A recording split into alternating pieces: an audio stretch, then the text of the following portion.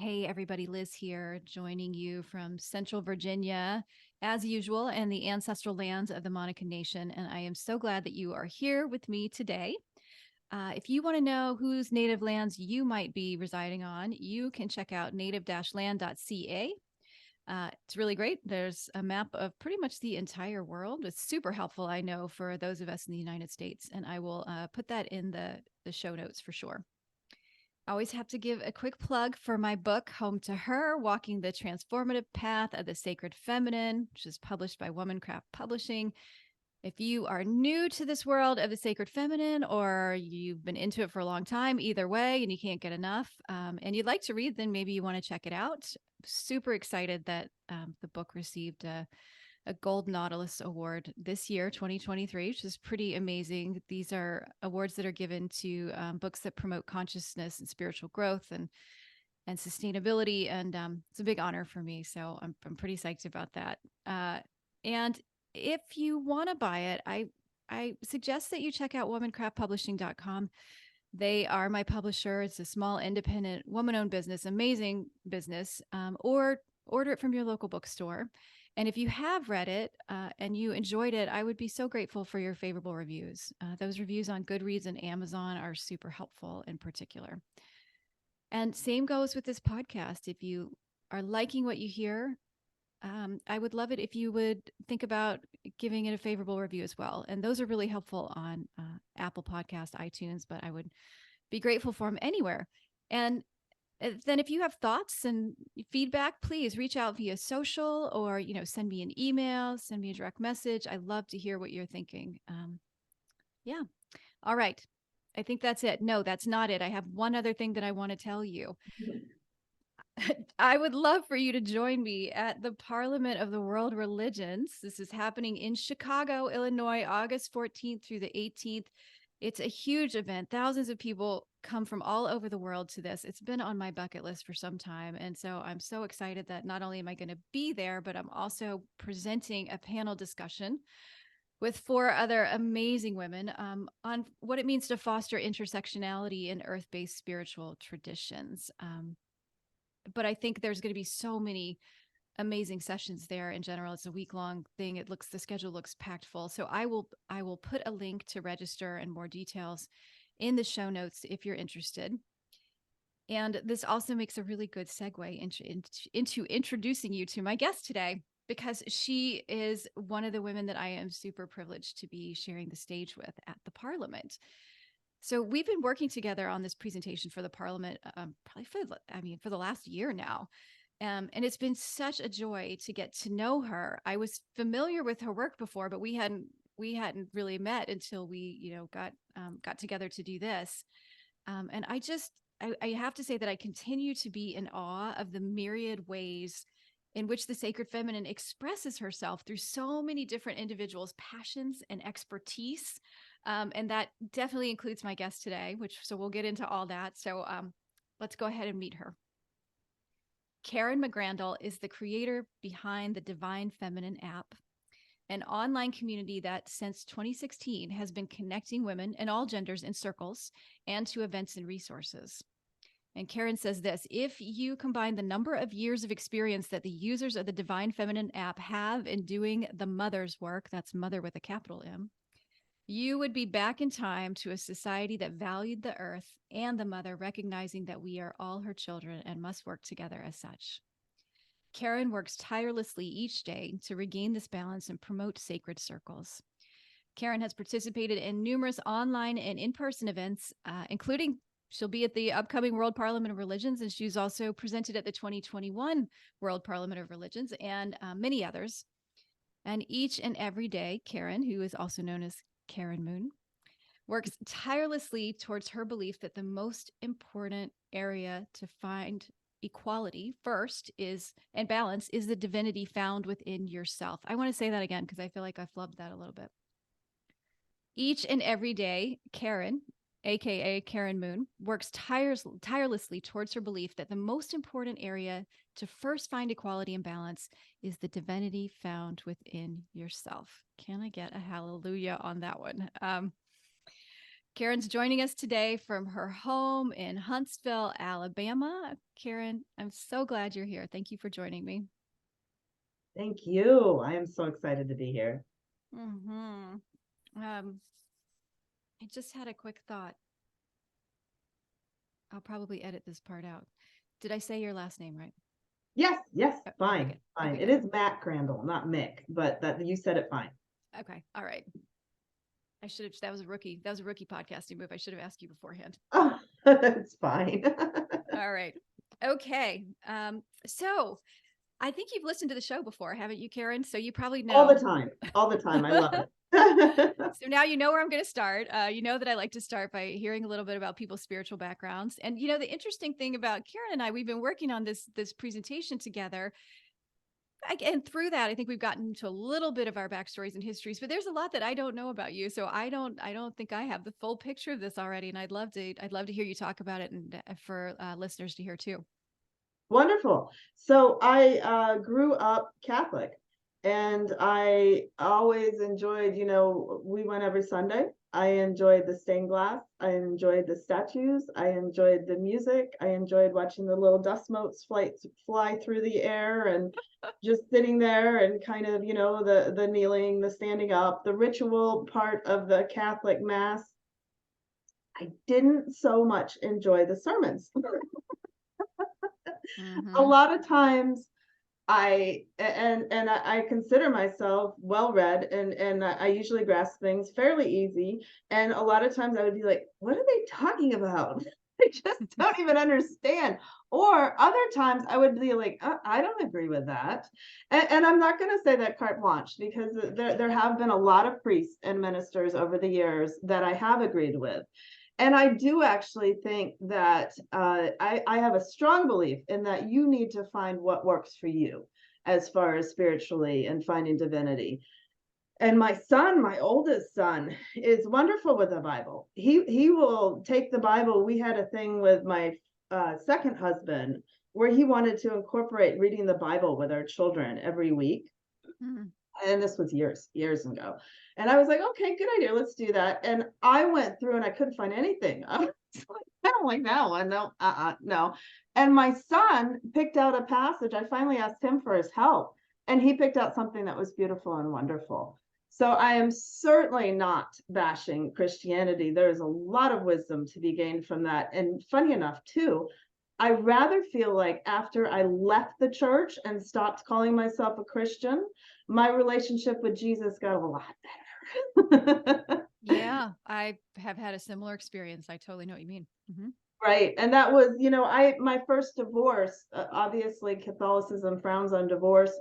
So I found myself with two young boys at a progressive church. And in fact, it was funny. It was one of those that had lovely rock music. And my sons were like, Mom, is this a church? Really? And I enjoyed that, but still it wasn't what resonated deeply within my heart. And then fast forward to my second marriage and my fourth child, and I was old. I was 42, and found myself pregnant with my fourth child. And I just had this thought. We had left California and we were in Illinois, and I was like, if I don't find some like-minded people, I'm going to lose it. I think that was my nowhere to go but up, where I had said, where's the joy in my life? I had forgotten what it Mm-hmm. was. I was just struggling and trying to survive like so many people do. And I started a mother's group, and through the mother's group, I met a friend, Janice, which I thought was so cool, Genesis, the beginning, Mm-hmm. who was into Universal Dance of Peace. And she had asked me, do I want to get together and do a full moon circle? And I said, well, that sounds interesting. So her, myself, and another woman, we had a full moon circle. I think this was back in 2016. I wrote about it on Elephant Journal. It's still there. And she did some Universal Dance of Peace and a small ritual, and I was hooked.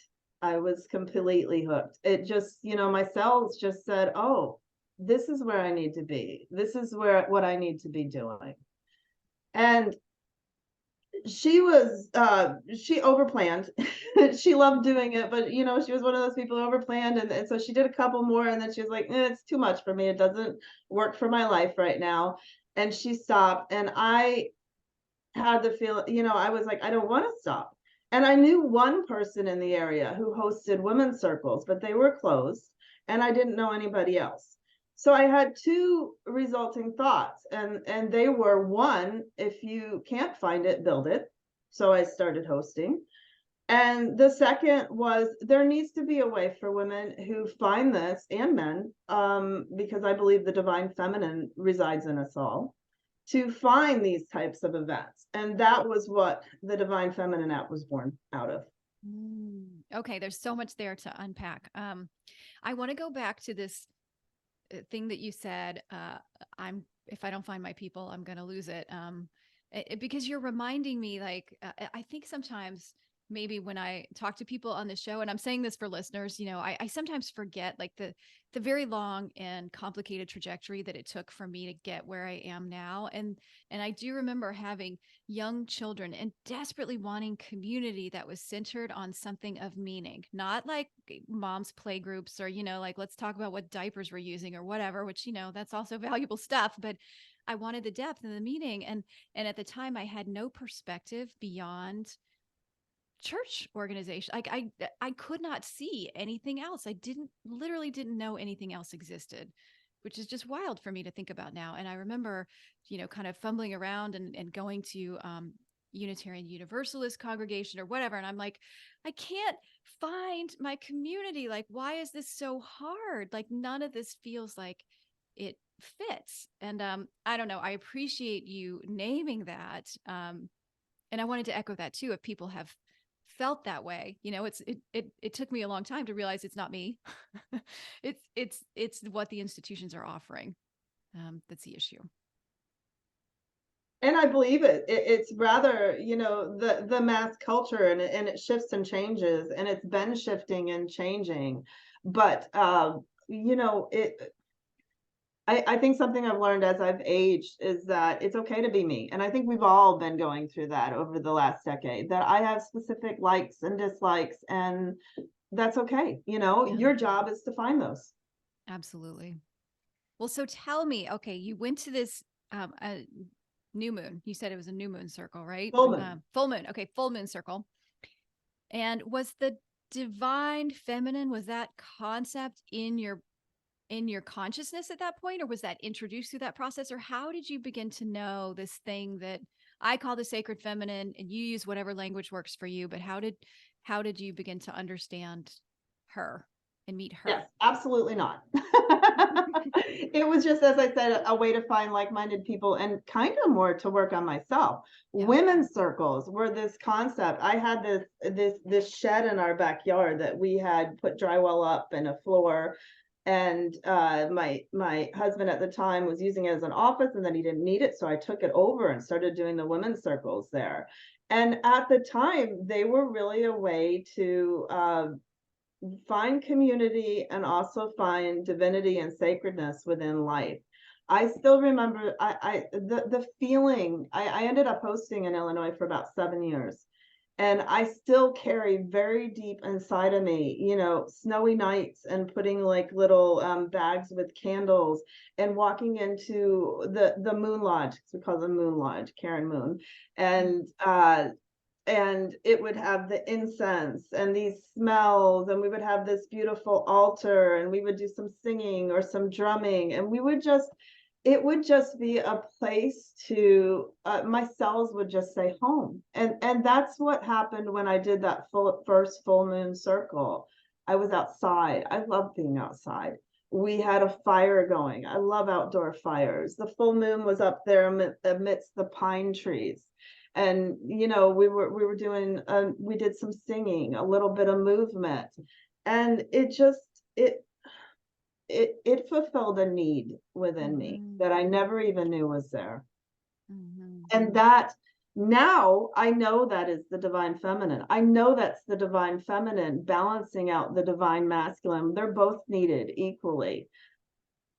I did not know that at the time. Mother Earth too. That is the sacred feminine, the divine feminine. And it's funny because at first, when I started the women's circles, I made a very big deal out of saying, this is not tied to any religion. This is spiritual. This is a way to come together. I most definitely said it's not just a social thing. It is spiritual, but it's not tied to a specific religion. And then it's funny because then I kind of, I always had pagans come. I was like, oh, maybe it is tied to a religion. So then I went down this path of saying, working through and dismantling my views on the word pagan, because that was very, especially growing up Catholic, who a lot of religions consider pagan, especially here in Alabama. Uh, but I had a lot of belief systems with that word, especially it led to some difficulties with my mother, who was very Catholic and religious. And it's funny because I look in hindsight and she always dressed up as a witch. On Halloween was her favorite holiday. She always dressed up as a witch, and Easter and the eggs. She was into herbs and gardening and birds and nature. And I'm like, hon, you're a witch. Love it. Mm-hmm. But she didn't know it, and she's not comfortable with it, and she never dismantled the word. So there was a lot of work on that, but through my journey, I've kept going, and I realized, I have gone to a lot of pagan festivals and events, and that's not quite it either of how I define myself. I really define myself as goddess spirituality. I really define myself as the sacred feminine. And therefore I have friends who are Christians, I have friends who are Hindu, I have friends of every religion, because the divine feminine, well, not because I have to have friends in my religion, of course not, but I'm saying I resonate with people of all different religions because of the divine feminine in every religion. Mm-hmm. Oh, I love that perspective. I can relate very much to what you're saying about pagan. You're right. Having grown up as Southern Baptist in Georgia, you Catholics are, yeah, y'all are not, y'all don't count. That's like not even Christian. Uh, that's I have a very short, funny story. yes, I was please. working at a convenience store, and I would go out and take breaks, and instead of smoking, I would take a meditation break under the tree. And this is a very small town, it's just part-time thing to kind of really, I'd listen to your podcast in one ear while I was doing it. But I would go out and meditate instead of smoking. And the regular customers, of which we had a lot, this one old guy, he's like, saw you out under that tree. What were you doing? He's like, were you like meditating? Because you must be one of them Catholics. Oh, that's fantastic. Oh, I love it. Well, and that's that. Yeah, I mean, it's all lumped together. I'm laughing about it, and obviously this is not true, but I do think there for a certain brand of Protestant Christian, conservative Protestant Christian, anything outside of your specific denomination of Protestantism, which in my case was Baptist, meant you were going to hell. My mom Yes. actually has this great story of telling one of her neighbors who was a Methodist when she was like 5 years old that she liked her, but she was real sorry that she was going to hell because she was a Methodist. Oh yeah. And I think and we're laughing about it, but I think in reality that word pagan, if you were raised in certain Christian traditions, it's heathen is another word that I would say is a very Southern word. I don't know if you hear that outside, but like a heathen tradition also means pagan. It's akin to doing something evil. It is akin to specifically trying to conjure up something that's dark and dangerous. And so it's a real journey to reclaim that word. It's a joy to be able to laugh about it now, but it's a real thing for a lot of people, I think. Right. And heathen, its roots are country. Its roots are country when you go back. And you can also see that it was a political means to divide people. Yeah. And that's what I believe this time is about, is moving beyond that and saying you can define yourself however you choose to define yourself. And we all need to respect each other, as long as our intentions that we're respecting the rights of other people, then we all have the freedom to define ourselves as we see fit. And that's really what this country was about. I think a lot of people have forgotten that at the moment. Yeah. But really, that's what freedom is. Yeah, absolutely. And I love that what you said about the divine feminine. I think for me, and this has been interesting because Caryn and I and our other panelists, we've talked about like sort of how we identify. We are presenting a panel discussion on fostering intersectionality and earth-based spiritual traditions, and there are people, I think, part of our panel who do identify as pagan and others who don't. And I don't use that word. I'm not even sure that at this point. I think what I would say is I feel like I'm an animist, and the portal to animism has been the divine feminine. She's sort of the lensing for me of the great organizing energetic principle to me is the divine mother. But the way I experience her is in the aliveness of everything around me and in nature. And so, Beautiful. yeah, but one of the things that I love, and I think that you named is about the divine feminine, the sacred feminine, is that there's spaciousness for your own experience in defining. And rather than saying, I have this set of beliefs, I have this set of dogma, if we don't share this, um, we can't relate. To me, it's like it's a big tent. Like, come on in, everybody. And if you just The come in and 10,000 faces, the 10,000 faces of the mother. And just like a mother, you have children. I have 4 children, and I see they're all unique. They all have their strengths. They all have their challenges. And a good mother recognizes that. yes, and I joked, actually, this is, I think, was in the first draft of my book that didn't actually get published. But if you um if you like come into the big tent of the divine feminine, you're like, you know what, I'm cool. I want to call her something else. So I don't think she cares. I really don't think I don't think it matters as long as you call her. That was my joke. She's your mom. She really wants to hear from you. Just give her a call. But like what you call her, it doesn't matter. So she can really be a doorway to an expanded way of understanding source. Anyway. Okay, so let's talk about, all right, so I want to catch up here. You met the mother. You're doing these circles, and one of the things that I just found super interesting about you, I was like, who came up with a divine feminine app? I knew about the app before I knew about you, and I found that so interesting, because in a lot of ways, my experience of the sacred feminine has pulled me away from technology, which is ironic. I say this because as I'm hosting a podcast, obviously not completely, but she drags me outdoors and in nature. And so I found it super interesting that there was someone who was who was inspired to create, to use technology to connect us to her. So I wonder if you could just talk about that evolution and how it came to be. Ultimately, the purpose of the Divine Feminine app is to get you away from your computer. And especially right now, that I have a deep belief that, especially post COVID and where we are in the world and what we are doing, that it's time for us to get back together with people physically in places, heart to heart. And that's what the app was first designed for, and what continues to be strongest in my heart is putting you together with people in your community, in your local community, where you can go and meet and do some of these events and form community. I'm the same way, that I have a love-hate relationship with technology. And I think that's one of the most important challenges we have. I mean, I wouldn't be sitting here today. I wouldn't know you. I wouldn't have had all these I wouldn't be going to the parliament. I wouldn't have had all of these absolutely wonderful, incredible experiences if not for Facebook. Yeah, it's amazing.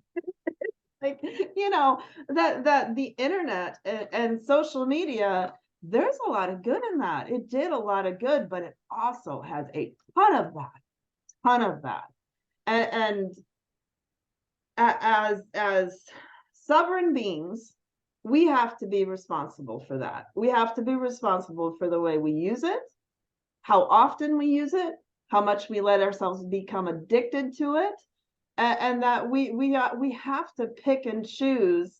This is the good of that, and I choose to use it for that, and I'm going to let the rest of it go. Mm-hmm. Absolutely. Well, and I mean, if, for those that don't know, obviously I'll put this in the show notes so you can find the app and check it out. But you've got like thousands of events on there, don't you? So, I mean, there's a lot of Yes. stuff, right? Well, and I honestly do feel part of it is like, I feel like I was rather tapped on the shoulder. I mean, things just lined up between finding this idea of full moon and women's circles. And then my husband at the time was out of work, and he ended up going to work for a mobile app company.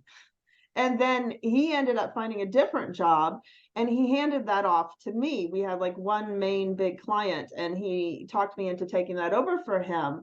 And it was at the same time that I had this thought that there needs to be a way to find these places. There needs to be a database. I was on Facebook in a group who somebody was talking about this wonderful women's event, and then it led to, oh, I wish something was like that in my area. And this 150 comment thread of, where are you? I'm in Washington D.C. I'm in Colorado. And I'm like reading this going, that's the most inefficient, silly way to try to find somebody else. It's not going to work. So, it sparked that, oh, this really needs to be done. And then I just started doing it. And it's so funny because I think, life and mother hands us what we need. I've always had so much potential, but never followed through on things. And I've always had a tad bit of a discipline issue. And I started doing this, and it called me. It really strongly called me. And I would just do a little bit and a little bit. And then I would have these, what are you doing, Caryn? You're spending money and time. Look how much money and time you're spending on this. And it's ridiculous. What are you doing? And I'd give up on it. And something would happen to have me pick it up every single time. Somebody would send me an email that said, thank you for doing this. I found this because of this. Something would give me this little, this is a good thing. Keep doing it. And finally I got to the point where I surrendered. I think that's such an important part of all of our jobs that I said, if this is what I'm supposed to be doing, I'm in. I'm not going to quit. I will keep going. Give me a door to walk through, a window to crawl through, and I'll keep going. And that's what I've done. I read an article a friend of mine sent me, and I don't even remember the name, but it was a successful Facebook group that then turned into an app, and it was talking about the problems they had run into, and they had deep pockets. They had, investors and support, and they spent $200,000 on this computer app, and it failed. And it failed, and it was horrible, and it had all these issues. And I have not spent $200,000 on the Divine Feminine app. It has lined up. I work with somebody in India. He's incredible. We are very good friends now. We work so well together. He has, I have been able to do so much on this app just by the grace of the goddess. Oh, I love that. And I there's like a thought that's formulating here. I feel like I say this sometimes on the podcast. I'll ask messy questions because I get like I get like 3 or 4 ideas, and they're like trying to wrap themselves into a coherent question, and they don't always get there. So forgive me. We'll see where we go. I love questions. Yeah, all of them. But I was thinking about, for all the ills of social media or whatever, we could go on about that. You're right. It's a beautiful way to connect. And one of the things that I love about the app is that, so I'm thinking, for example, I have a freelance client that I support. It's actually the Sanctuary of the Open Heart, which is where I did my priestess initiation training, and I do some of their social media for them. And what I've noticed is that they put on many free events that we need to get on the app, by the way. We'll talk about that separately. But they do many free events throughout each moon cycle. And you have to categorize what these events are on Facebook. And Facebook doesn't even give me a category that would line up for what they are. My best choice is like healthy living and self-care. Or maybe sometimes like a party if it's a solstice kind of thing, if it's actually on an event. And so I was thinking about one of the challenges is like technology offers so many opportunities, but at this large scale in which a lot of us are kind of forced to work, there are gatekeepers who don't even have the language of what you and I are talking about here. And so it's so hard to find what you're actually, what your soul might need through those existing platforms. And so I wonder if you could just talk about that and like this need for authentic community and like, I don't know. Yeah, maybe it stops it there. I think a wonderful example of what you're just saying, and I had brought this up at one of our meetings, was at the Parliament. here this is this cutting edge, of interfaith, the largest interfaith gathering in the world where people are coming together and saying, let's get beyond the things that divide us and be united. And when I signed up for the parliament, there's 27 different categories. There's not 27, I don't know, but there's about 27. There's that many that have different, what do you identify yourself as? Hindu, Christian, Yeah. all the different religions, pagan. I put other. I I put did other too. because I identify as goddess spirituality, women's spirituality. Either one of those I would have taken, but it's not on there. Yeah. And I'm like, why is that not on there? Why is it not on there? Yes, we're cutting edge. You and I, and pretty much probably everybody else listening to this, we're cutting edge. Mm. And as cutting edge, we have a responsibility. And that's what I believe, is to keep talking about these things, to keep giving those possibility, to keep sparking these things in other people. I was a radio, television, film. I mentioned that when I went to college, and I did a lot of work in college where I had classes where we took apart like the shows and like said, what is the underlying, what is it, what are they saying in here? And a lot of people don't think about that or realize it, but the divine mother, the sacred feminine, is everywhere right now. She's everywhere. She's in our popular culture. She's, she's Pink and Beyonce and movies and music, and she's everywhere. And everybody has this very strong urge and calling for it, and most people don't know it yet. Mm. I forgot the question you asked. Well, it was like kind of a messy question. So I think this is good. It was sort of like Oh, not even really a question. It was, yeah, go ahead. I do want to say while we're kind of on this, because I also want to say that with my app, I've been working tirelessly on it almost a decade, and I have had the support of so many people in this nation, women's spirituality, and a few things that I've seen. One, I've seen that even pre-technology, pre-internet, pre-social media, the women who have been doing this work 30, 40 years, and I am in such deep honor and appreciation and respect for them, Same. and also feel so blessed that I've been able to meet and a lot of them and talk to them. And they connected through, I don't know how they connected, but they all knew each other, and they all kept this web going. It's just amazing and miraculous to me. But now that, like I said, where it's taking off in mass culture, we have these tools that we can use. And the tool is technology. The tool is the Divine Feminine app. The tool is Facebook. The tool is Instagram, that we can just propel this. We can really, these days, when I catch some news or I talk to other people and I feel all that fear and anger and that's that's out there, and then I come and I talk to people like you, and I'm on this podcast and I'm doing a workshop or I'm attending an event or I'm getting on a Zoom call with my friends, and oh my God, Liz, I mean, the difference between where those two things are.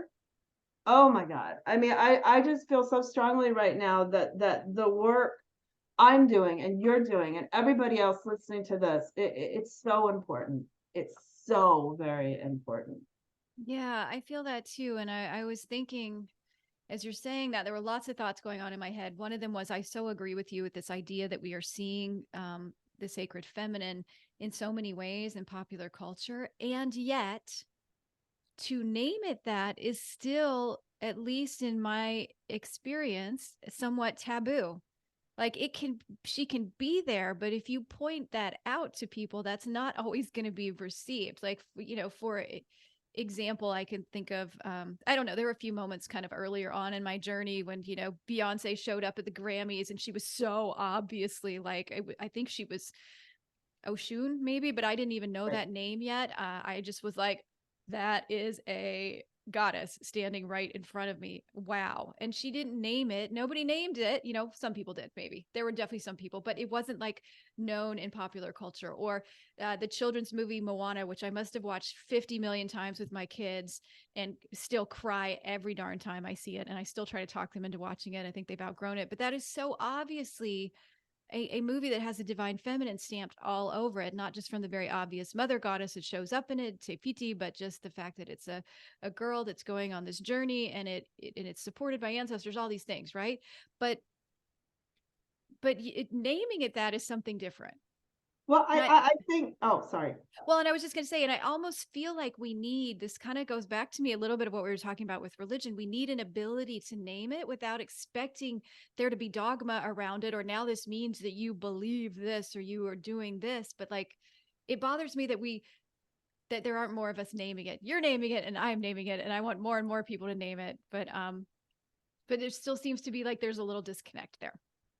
Well, and I think what popped into mind was that movie Moonstruck, where it had that thing where it said, a man is the head and a woman is the neck, and the head doesn't turn without the neck going like that. Mm-hmm. And that's historically behind every successful man is a strong woman. Mm-hmm. And Yes. that's what we're doing right now is we're claiming you can be a strong woman, period. You don't have to hide it. You don't have to be quiet about it, or be yourself, be strong. Yeah. Doesn't mean you don't have to be a bitch to be strong. You can be a strong woman and fierce and powerful and completely fucking sexy, Mm-hmm. and loving and nurturing and giving, and all those words that I wouldn't have put together. To me, when I grew up, feminine meant Barbie. Feminine meant pink and Barbie and nails that are long and Right. outfits and that body, and I had to grow into my feminineness, my awesome, beautiful, wonderful, sexy, giving, loving, nurturing, strong, fierce feminineness.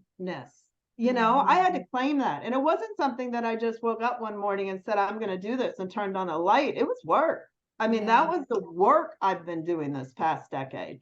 And that's what's going on in the culture right now. That Yeah. work is going on. And it's not something that just gets flipped, because when you say these words, they hold all of this in our minds. So when you say witch or goddess, you spark something in people's minds that is far different from what it sparks in my mind. But I've done a lot of work on it, and most people are subconsciously or consciously not willing or able or whatever to do that work. But the society's doing, mass culture is doing that work right now. That's what's happening. We are a tsunami of the mother coming back. There's no stopping it. There's no Mm. stopping it. I love that. Yes. And I love that positive perspective.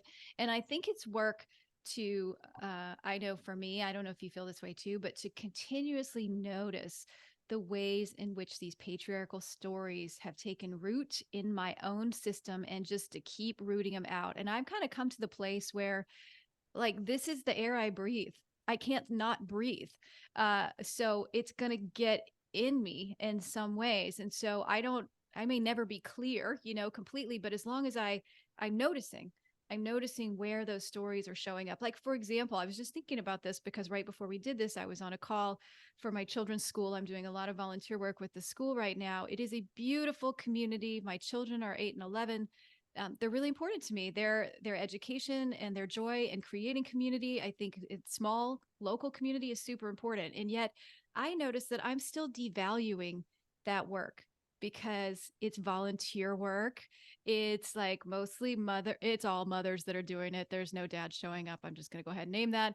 It's all women, and it's like, school, you can easily like throw a stereotype on that of like PTA parents or whatever. And I notice like all of these stories getting rooted in myself and me, unconsciously. Well, I'm bringing it to consciousness, but almost devaluing that work, which in a world that values the sacred feminine and the nurturing and creating like supportive, life-giving systems, I cannot think of more important work to do than to dedicate your time to your local community and to making sure your children are safe and healthy and happy, and that people feel loved and connected. Like, I mean, what else is there? But I find it interesting that, yes, I agree with you. Like, we're seeing this, and there's so much work to do to like root those stories and those patterns out and to bring them into our consciousness so that we can say, I'm not going to tell myself that story anymore. Yes. I think that was part of the work that I did in women's circles where I would see all these different women, come into the Moon Lodge and through the door and meet them at events. And I basically got to, Liz, that I could pretty much tell that which people had strong family backgrounds, like which ones still had the support of mothers, fathers, aunts, whoever. And it doesn't have to be biological. You can find strong family ties in other manners, but they had such a leg up. Everybody had I also saw that everybody has their issues and their problems and their things that just, bring them down to their knees. Everybody. But it's so much harder that if you didn't have that foundation, that mother foundation of love and support, and giving you this I'm unique and special and deserve to be treated well and nurtured, that you had to do a lot of work to get there. I've had to do a lot of work to get Yes. there.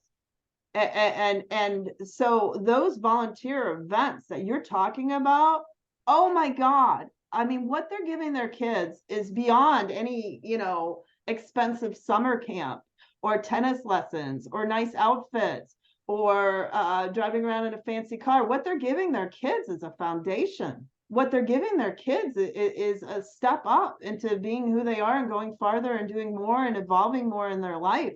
And that's priceless. Absolutely priceless. And I think that's a big part of where we're at right now, is coming back to say, it's not just the career you have and how much money you have in your bank account. All these different things go into making us healthy, valuable adults who are on our path and contributing and supporting each other and loving and nurturing. And we have to get to a society that recognizes and values that. And that's, to me, is also the divine feminine.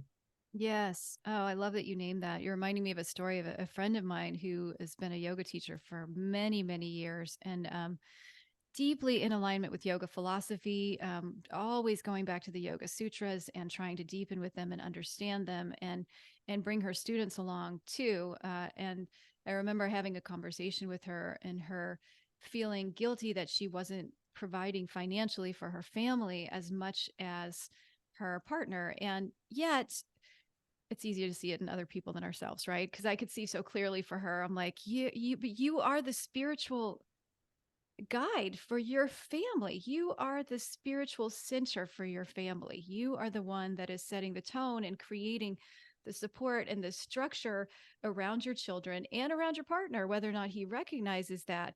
And I mean, surely that's equally as valuable as the money, If which, of, not more, yeah, if not more. and of course it's important. We've all got to eat and put food on the table and we have shelter and all that, but right, the values in which, in the way in which you're helping to hold your family. I that is part of this whole evolution too, that I hope we see more and more of, is understanding that those kinds of systems and structures are so important.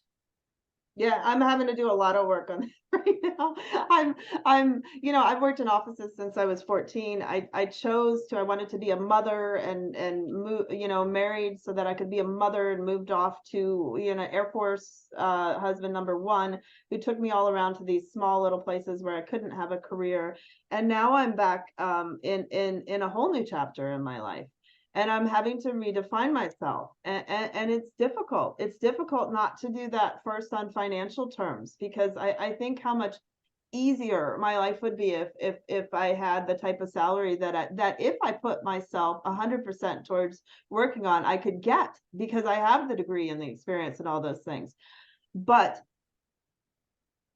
when I do this work, it fills my soul, and I can't ignore it. I just listened to something this morning, and it was a Hicks tape, and it said there's no going back from who you have become. And I just, I strongly believe that. And I'm right now, it's so odd because I feel like I'm taking everything I've learned in this past 9, 10 years, live it. And that's what she's saying to me, live it, believe that it's going to be okay. Trust, fall, let go. I put that on one of our, that was my mantra for last year, was trust, fall, let go. And I feel as if I'm bringing that even more strongly now, and at a time in the world where so many people are living in fear, and the world is so crazy, and the news is so depressing, and banks are failing, and companies are, and there's so much. We're all having to figure out a new way of living, and again, we are on that cusp, that edge of, find what resonates with you, find what's in your heart, find what's in your path. I have no problem figuring out my next step. I have no problem figuring out what I want to put my energy towards. But when I try to do the big picture of where I'm going to be 10 years from now, 20 years from now, I have to work on, am I going to be okay? Mhm. Financially, am I going to be okay? Am I going to have the retirement and the checking account and the savings account? And yeah, so I think that is very strongly where we're at right now too. Mhm. Mhm. I want to go back real quick. You said Hicks tapes. You're talking about Abraham Hicks, right? Is that who Abraham you're? Hicks. Okay, yeah. So I'll put that in the show notes. This is Hay House author, right? Yeah, it's a woman who channels a being called Abraham Hicks. If that resonates for you, you can check it out. If you're like, whoa, that sounds weird, we'll just move right on. Okay. Well, and I listen to a lot of Hicks. It's helping me reprogram my brain. And Yeah. and what I've seen, we all are right now. That is, learning to have a healthier mind, and keep those. And there's you can say Abraham Hicks, you can say witchcraft, you can say, you can say all these other self-help and people that are out there. It's all the power of your mind, the power of your intention, being authentic, listening to your heart, and not letting the demons in, not Yeah. giving the demons the power, but staying rooted in what you know you're supposed to be doing, and staying rooted in love, not fear. Yes. And I also feel like this is a nice transition into what we're talking about at the parliament too, because one of the things, like and you're listening to two white women here talking, so we'll just go ahead and name that, but we're talking about how to foster intersectionality in earth-based spiritual traditions. And I think, and I'm curious how you feel about this too, Caryn, and with exactly what you're saying, and there's also the dance of acknowledging that, like, yes, 100% it's your mindset, and we were all given different hands uh to play when we were born, and some of us got advantages that others didn't, just purely by the fact that we had a certain skin color or whatever other advantages. We're cisgender or whatever. And so part of that conversation around intersectionality to me is that dance of saying yes, mindset, and also there are real hurdles that patriarchal systems and structures have put in place that make that create extra challenges for people. I don't know if you have more to say on that or not, but Gina Martin, I'm not going to share her story. Let me try to just give a little general, but she told us a wonderful story at one of our meetings. And to me, this is the most beautiful thing about intersectionality. Yes, we all come from things, from our gender, from our race, from our cultural, from our class background, that gives us a framework of how we see the world and where we start, and how we progress through our days. And again, another big thing of what we're learning to do is understand that we're all at different points, and we all see the world differently. yeah. And she was talking about an experience she had where they're both doing some new things, and one person got to this point where she was like, I'm not comfortable with this. But instead of leaving, she said, I will be a guardian for you, and I will walk, I will stand here and hold your hand, and you do it, and I will support you. And that to me is such powerful. And again, it's the mother. It's the mother Mhm. saying, recognizing that I'm not going to relive my life through my children. I'm going to look at my children and see where see what their path is, and what their strengths are, and what their challenges, and what they resonate, and what makes them feel good. And I'm going to help them do those things, because that's what calls to them.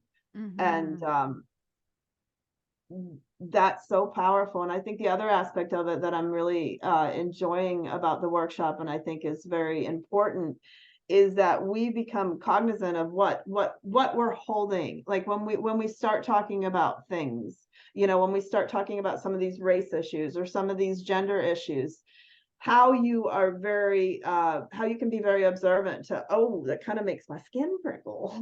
Yeah. Oh my God, did I say something wrong? you know, Yes. I don't want to say that. That might be taken wrong. Or, I'm a white woman. I should just shut up. And sometimes I should, perfectly valid. And you know, how to get through these uncomfortable bumps and still be present and still come back again and again to that table with love, because that's what is going to make the world heal and evolve, is still coming back to the table with love. Yes, absolutely. And Gina Martin, she's going to be on this podcast eventually too. She's a wonderful author Yes. and priestess and has had so much amazing life experience. So I can't wait for you guys to hear from her later. Yes, and I think what yes, that thing that you're referencing, and I feel like we can't go into too much detail, but like the point was standing guardian for someone else is really beautiful, and I also think that's a good guidance for those of us who maybe do have more privilege in this system for whatever reason, skin color, economic advantage, whatever. And it's one of the things that I feel really strongly about with the sacred feminine is that yes to our personal development and our personal growth. And then when we have more awareness and we recognize that we have these advantages, maybe even from being on the path longer, how do we stand as guardian and provide support to other people in whatever way we can? And that's, careful dance because of the whole like white savior mentality. Let me ride in and fix everything. That's a different story than being like, I see a disadvantage. I may work to try and fix the disadvantage, not to fix you and not to save you, but because it's unfair for all of us. And I will stand and hold guardian and be witness to your experience and allow you the space to express how your situation is different than mine. And if I'm uncomfortable with that, that's on me to hold. I'm not putting that back on you. That's on me to process the skin prickles, as you said, Caryn, and to maybe stumble around, apologize if I say it wrong, be in the discomfort and try again. Yeah. Yes, yes. And I think something else we have to fight is in this social media world that we're all find ourselves living in right now, the tendency is to ghost people, to, oh, we don't agree, or we have this difference. So just goodbye, Yes. block you on my phone and take you off my Facebook friend list and goodbye.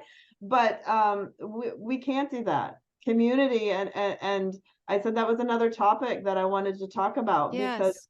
I have kind of come full circle on that. I started off very much in with women's circles trying to find this community that I did not have growing up. I had a very nuclear family. My mother worked full time, both parents worked full time. No relatives in the area. The community was one, Plano, Texas, that just exploded, and everybody was from somewhere else. So I had this really strong urge for community. And I found it, but then also had some experiences where it hurt really badly, just, personality conflicts and this, so, whatever happened. And I had to work through these betrayal feelings I've done so much for these people and they don't appreciate me. And why don't they see me? Why do they see me wrong? They're so, and I've kind of come full circle around to understanding that community is meeting with people you don't like. Mm. Community is we all like each other to varying degrees. Another thing I wish I knew when I was younger, but I finally found someone that I do just, I just jive with 100%. And those people are out there and they should be your partners and spouses and best friends and but then there's all these other people too that as human beings, that's what makes us feel comfortable is seeing Janet or Sarah or saying hello and how's it going at home, and this just kind of it's not healthy to sit in front of your computer 9 hours a day. It's not healthy to stay in your house all the time. It's not healthy to not be with other humans. We are social creatures and we need that. But we also need to relearn or perhaps learn for the first time how to allow each other to have different likes and desires and whatever. But as you said, the important thing is that you're carving out this space for them to be them, and they're allowing you. Yeah, I really like that. And I think that's a delicate. I wonder if you could speak to that with so I mean, you've been doing women's circles for so long now, right? And so there is, on the one hand, there's affinity, right? You come together because you have these shared vision and values. But I think we can easily slide into thinking I can only be in community with like-minded people. I mean, we certainly see that being played out in the political realm right now, right? But yeah, like I can't even be around you because you have different views. And so I wonder, is that something that you've seen play out in women's circles Yeah. with your own experience? Yeah. I think that again is another thing that's so important right now, is that we relearn how to sit in the room and have conversations with people who hold differing opinions from us. I think that is that's what will save the world. I mean, I say when people want to talk about politics, I say that I will always believe that intelligent, compassionate, caring people with differing views can sit down at the same table and figure out a way to compromise. Mm-hmm. That is a grown-up world. That's a grown-up world. And we're all gonna, again, intersectionality, we're all gonna have different viewpoints and beliefs and ways we look at things, but we need to learn how to come together and compromise. And I think I forgot the question. Well, I was curious if yes, I agree with you. And I was curious if you'd seen this in your women's circles, because there is, um, like on the one hand, you're coming together because you have this shared, like, or you could even reference my Facebook group, right? They're all there because they somebody showed up, presumably because they're interested in the sacred feminine. And so we can, we can select community that is based on like our shared values, right? But what happens when Oh, you you I mean, you find life the giving discord? you life giving you the lessons you need. Huge example. It's so funny because I've hosted for 7 years or more. I hosted circles every new moon, every full moon, so once every 2 weeks, religiously, I guess is the word that without fail. And I'm not. This is the first time in almost, that I have stopped. And it was one of the best circles I've ever had. It lasted about 10 months, I guess, time to gestate a baby. And there were like some absolutely incredible moments where, everything fell into place and it felt wonderful. And I was just like, oh my God, circles, and it blew up in my face, and it blew up because I had a personality conflict with one person, and I brought it out to talk because on my list of circle things is if we have a conflict, we're going to be open-hearted, about it and discuss it, and didn't work out that way. Mm-hmm. Not saying it's her fault. I hold my responsibility too.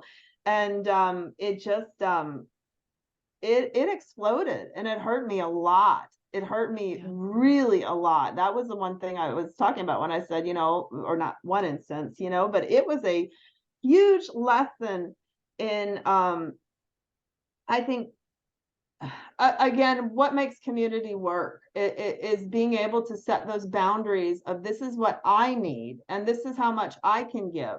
And I saw that again and again throughout circles, is that circles wouldn't last if one person was giving too much of themselves and not getting anything in return. And communities and local circles, in order to stay, and I also think that it's that's part of the divine feminine, or there are cycles to things, and there's a time for this, there's a time for that, and sometimes things just naturally come and go and something else takes their place, and that's Yes. beautiful nature and the beautiful earth. And that was my lesson to learn about changing my expectations and working on my ego of I had this idea in my head of how it needed to go, and I couldn't control that, and I now in hindsight I take it back. I take it for the absolutely gorgeous, beautiful, wonderful thing it was, and the growth it gave me and the other people involved. And I feel like right now I'm just waiting instructions from mom. Mm-hmm. And, Mm. and yeah, So I don't, and maybe some people are very good. I know Gina has a community that's been decades. Yeah. Maybe that's not what I'm fated to do, but I'm very much sitting in the, I don't have to see the long range picture. I have to see my next step. Yeah, absolutely. I also think too that if we, accept the idea, which I do, that time is not linear, and there's so much more at work than what we can see here. I think sometimes we are reunited with people to try and work out some mess from perhaps an earlier time in which we encountered each other, and maybe we work it out this time, maybe we don't, and that's all right. If it's meant to be worked out, we're probably going to get a shot somewhere else down the road in this lifetime or another, and just to let that be. But yeah, I feel that that's been a big learning for me, with specifically since working with the sacred feminine, is these relationships and that come and go and conflicts, and how to hold them with integrity. And the word that I keep coming back to, I keep wanting to say mess, but I'm thinking maybe chaos is the right word. That the divine. Beautiful mess. Yes, it is a beautiful mess, and that chaos, is has been associated with the idea of the divine feminine for a long time. The Greeks, there was a goddess that was chaos, right? But this idea of um, what looks like disorder. It can look like disorder from our little human perspective, like, this is a big hot mess and nothing's coming together, when in actuality perhaps it's just as it should be, and it's just as she thinks it should be. Those are 2 words I claim, by the way. Organized chaos. I like it. I like it. I love it. Well, I feel like our time has literally flown by. I want you to tell people about where to find the app, and I'll put all this in the show notes too. And I think you mentioned that you've got a little perk for Home to Her listeners. Yes. Yes. Yes. Okay. So we have a new website. You can go to thedivinefeminineapp.com. And on there too, if you scroll all the way to the bottom, you'll see the links to the smartphone app. So you can also go to Apple iTunes or Google Play and put in the Divine Feminine app, and it will pull up the smartphone apps. And so the website has been redone so that you see, first off, you see any local events that are by you. It's so strong in my heart now that we go to our communities and ask them. If you just go to the website, a box will pop up where you can register quick, free, easy. Basically, you're just putting in your email and your location. And then when divinely feminine events come up in your area, you'll get emailed them. So that's what we're doing right now, is we're emailing every Tuesday. We email any local events to the local users. Again, I have so many women that support this concept. They've always been a huge fan of the idea of the app, and they've never been on it. It's so hard in today's world. We're all overwhelmed. It takes a lot to try new technologies and get on things and make it a habit. Karen Tate, a friend of mine with Sacred Feminine Network, she was one of them who has been like, yeah, get to it, and hadn't, finally got onto the app within this past month or something, and was like, oh, it's so easy, it's so wonderful, I can't believe it took me so long. So it is very easy. If you can do Facebook or Instagram, you can navigate the app. I get so much inspiration by going through and seeing these events that are happening all over the world. It keeps me in the right place, mentally. But if you're not, if you forget it, you got so many other things going on. With our new feature where you get that email every week, which will tell you not only any local events, but it also says the virtual online events. They are incredible ones, and they're now regularly being put on the app from all these different organizations that I'm sure one of them resonates strongly with you. And then once a month, we send out retreats from all over the world. So I also find that very inspirational. I know. I want to go to all of them every time I see them. Yeah. Yeah. And it's just a great way to organize it. If you get on the app, the smartphone app, there's a plus sign, you can send it direct to your calendar, events that call to you. So you can, they're all in one place. Whereas, Facebook, you have to go visit this group and that group and this group, and Instagram and your favorites, or you just have to scroll through and maybe you'll get it, maybe you won't. But here, everything is there to find something to get to be connected, inspired. Yes. Home to Her is the promo code that I have made specifically for your listeners and for you, 90 days free. So go on in, and when you register on the website, you have to do it on the website, not the smartphone app. On the website, you'll see in the top right, it says upgrade membership, and you just click on that and scroll down and put in the promo code home to her. That will give you 90 days of free membership, which means unlimited featured events. It has to be a featured event to go out in the email, but you can individually purchase a featured event for $9. And it will also give you the ability to get on the resource section, which I want to push. It's not used a whole lot, that section, but it is a jewel, a hidden jewel. It has podcasts like you and other ones. I regularly, if I'm going on a road trip, I'll go there, I'll put the filter podcasts, and I'll pull up and listen to podcasts that are just incredible and inspiring. It has books, it has music, it has organizations. I pretty much, it'll also give you the ability to make your profile, which put an intro, where you are if you want, and links to different things. And, I regularly, I'm at the end of a long day, and things are hard and I'm struggling. And I go look at these events, or I put on some events and I see what people are doing all over the world, or I go to the resource thing and I just think, oh my God, if I could just take everybody here and put us on an island. May that be so. You're so That would be happy. great. All But that's right. not our job. Our job is to stay in this world and No, bring the mother to everyone. I know, but like maybe, Divine Feminine app retreat someday where we can all hang out. We'll just, Well, and that's something else I've realized though. I don't want to do that. I really I want to be a gateway and a portal yeah. for to bring other people who are doing this work and give them a platform to go farther, do more, get people at their events and retreats and other valuable things. Yeah, very fair. Well, thank you for that offer. That's awesome. I'm going to put that in the show notes so you guys can check that out. And Caryn, thank you so much for being here. This was really fun. I just feel like the time flew right on by. Yes, my pleasure. Thank you. Yeah, and yeah, I yes, come and oh wait, she said Caryn Tate. I wanted to go back to that. She's going to be a guest on the show. She might be before you, so hopefully you'll recognize that name. If not, then she'll be coming up after this one. Wonderful podcasts such as yours, and I regularly listen to the guests, and I'm so inspired that we're all out here doing this valuable work. Yes, absolutely. And hey, if you want to come to Chicago and hang out at the Parliament of World Religions, you should do that. I'm going to put that in the show notes too. And yeah, thanks to all of you, as always, for listening. I am so grateful that you're here, that you're out there, that you want to know about this. And if you like the show, you can subscribe to it. You can give it a favorable review. You can tell your friends about it. You can do all those things if you feel so inspired. And until next time, I will talk to you again soon. Take very good care of yourselves.